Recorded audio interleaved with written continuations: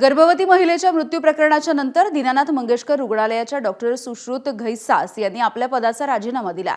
मृत्यू झालेल्या तनिषा बिसेनचे डॉक्टर घैसास यांच्याकडे उपचार सुरू होते। रुग्णालयाची बदनामी थांबवण्यासाठी राजीनामा देत असल्याचं त्यांनी म्हटलेलं आहे। मात्र डॉक्टरांचा राजीनामा नको, त्यांच्यावरती कडक कारवाई करा अशी मागणी खासदार सुप्रिया सुळे आणि भाजपचे आमदार अमित गोरखे या दोघांनीही केली आहे।